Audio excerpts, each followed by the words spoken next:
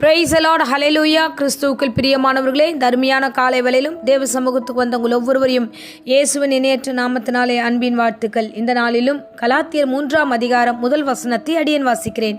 புத்தி இல்லாத கலாத்தியரே, நீங்கள் சத்தியத்திற்கு கீழ்ப்படியாமற் போகத்தக்கதாக உங்களை மயக்கினவன் யார்?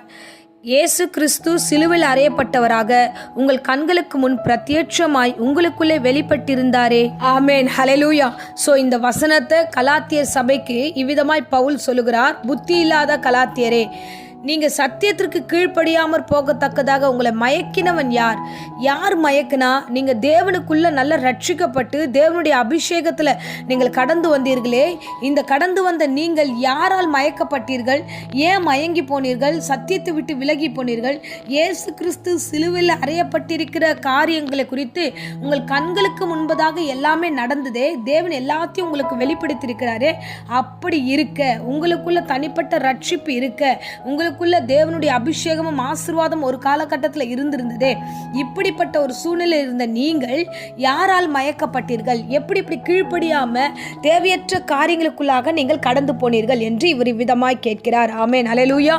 இன்றைய தினத்தில் இந்த சத்தியம் நமக்கு தேவைப்படுகிறது. பாருங்க, கலாத்தியர் சபைக்கு இவ்விதமாய் அவர் சொல்லுகிறார் என்றார். ஒரு கடினமான உபதேசம், இது ஒரு கடினமான ஒரு வார்த்தை கூட. புத்தி இல்லாதவர்களே, நீங்க இப்படி கீழ்ப்படியாம தேவனுடைய வார்த்தைக்கு நீங்க கீழ்ப்படியாம போறீங்க அப்படின்னு சொல்ற வார்த்தையெல்லாம் சாதாரண விஷயம் கிடையாது. இது ரொம்ப கடினமான ஒரு உபதேசம் தான்.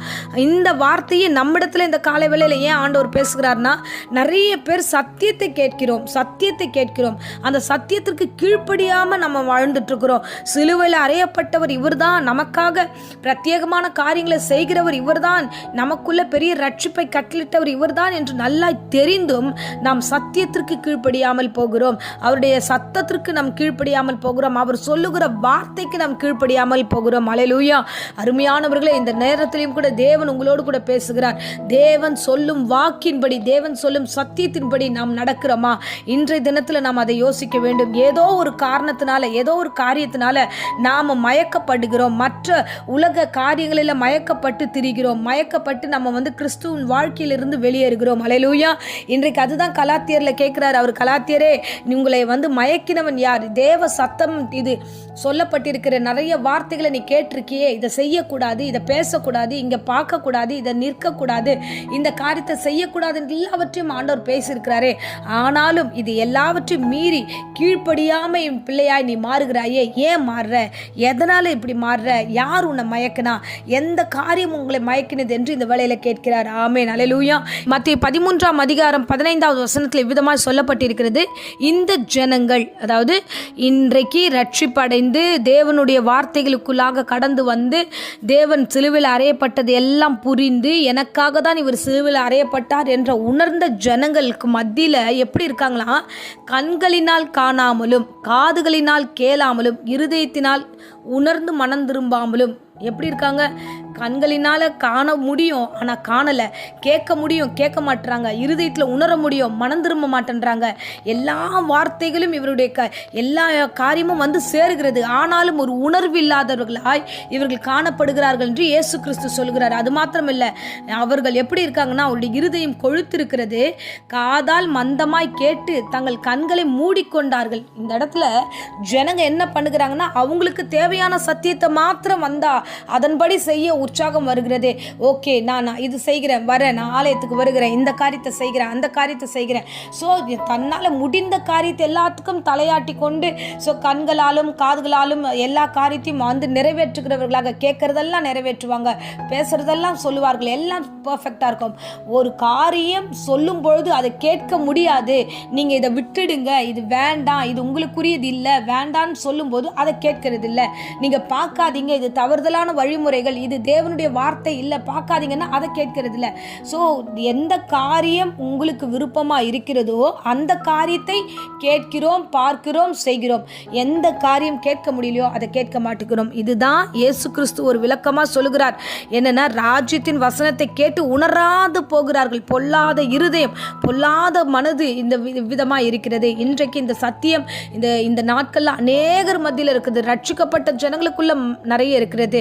அநேக காரியங்கள் காரியங்களில் உணர்வற்றவர்களாக இருக்கிறோம். அதை தான் கலாத்தியரே என்று சொல்லி பவுல் விதமாய் சொல்லுகிறார். கலாத்தியரே, உங்களை மயக்கினது எது? யார் மயக்கினா? எந்த பொருள் மயக்கியது? எந்த மனுஷன் மயக்கினார்கள்? நீங்கள் இப்படி கீழ்ப்படியாமல் எல்லாம் இருந்தும், எல்லாம் ஆண்டவர் கிருபை கொடுத்தும் அது எல்லாத்தையும் பயன்படுத்தாமல் நீங்கள் தூரமாக விலகி நிற்கிறீங்களே. சிலுவையில் அறையப்பட்டவர் உங்கள் கண்களுக்கு முன்பதாக பிரத்யட்சமாய் அல்லவா வெளிப்பட்டார். உங்களுக்கு முன்பதாக உங்கள் வாழ்க்கையில் அவர் வெளிப்பட்டாரே, உங்களுடைய ஆவிக்குரிய வாழ்க்கையில் வெளிப்பட்டாரே. எவ்வளவோ காரியங்களை உங்களுடைய வாழ்க்கையில் அவர் செய்து முடித்திருக்கிறாரே. எப்படி செய்யலன்னு சொல்ல முடியாதே. செய்த தேவனை நீங்கள் கண்டீர்களே, வெளிப்பட்டு இருக்கிறதை நீங்கள் கண்டீர்களே. அப்படி இருக்கும் பொழுது நீங்கள் கீழ்ப்படியாமல் இருக்கிறது நல்லதோ?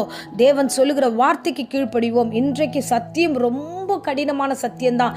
நீங்க தேவனுடைய வார்த்தைக்கு கீழ்ப்படிங்க. காதால கேட்கறதுக்கு படி சத்தியம் என்ன சொல்லுகிறதோ சத்தியத்தின்படி நடந்து கொள்ளுங்க. தேவையில்லாத பொய்யோ, தேவையில்லாத புரட்டுகளோ, தேவையில்லாத அநியாயங்களோ, தேவையில்லாத விஷயங்களோ நீங்கள் பேசாதீங்க, பார்க்காதீங்க, செய்யாதீங்க. சில காரியங்கள் கர்த்தர் சொல்லுவதை கேட்போம். நம்ம என்ன ஆயிட்டோம்னா சுயநலமா ஆயிட்டோம். நமக்கு எனக்கு என்ன தேவையோ, என் சாப்பாடு, என் உணவு, என் வீடு, என்னுடைய குடும்பம், என்னுடையதுன்னு சுயநலவாதிகளாக நம்ம மாறிட்டோம். இல்லை, நாம் எப்படி திரும்ப வாழணும்? கிறிஸ்துவ உடையவர்களாய் வாழணும். ஹல்லேலூயா.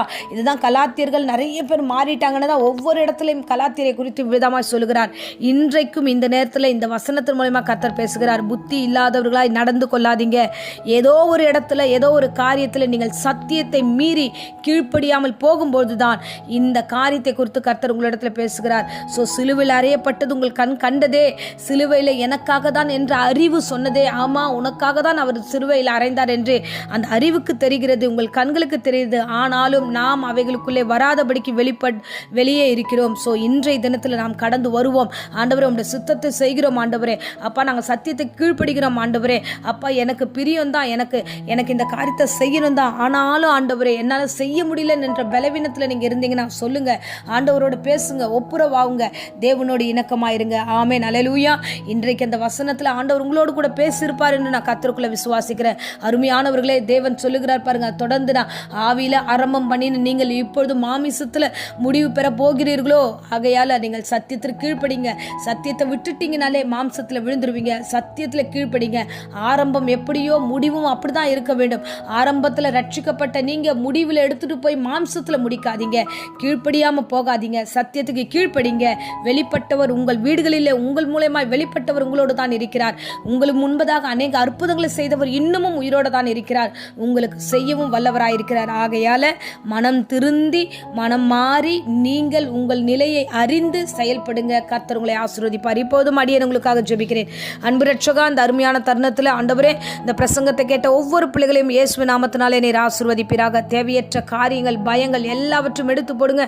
விசேஷமா சத்தியத்தை கேட்டது போல சத்தியத்திற்கு கீழ்ப்படியாம போகத்தக்கதாக ஏதோ ஒரு பொருளோ, ஏதோ ஒரு காரியமோ ஆண்டவரே, ஏதோ இந்த உலக காரியங்கள் ஆண்டவரே மயக்கி இருக்கலாம். எல்லா மயக்கத்தினுடைய கண்களை இயேசு நாமத்தில் சபித்து கட்டுகிறேன். கர்த்தாவே, மயக்கத்திலிருந்து தெளியட்டும். கண்களும் காதுகளும் ஆண்டவரே அப்பா எல்லாம் திறந்தருளுவீராக. இருதயத்தை திறந்தருளுவீராக. உணர்வடையட்டும்.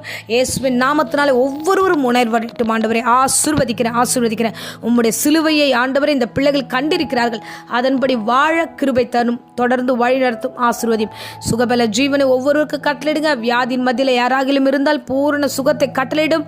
ஆசீர்வதியும். இயேசுவின் நாமத்தினாலே இந்த உபவாச ஜெபத்தை இந்த பிள்ளைகளை ஆசீர்வதித்து ஒப்புக் கொடுக்கிறேன். ஜீவனுள்ள நல்ல பிதாவே, ஆமேன். Praise the Lord. God bless you.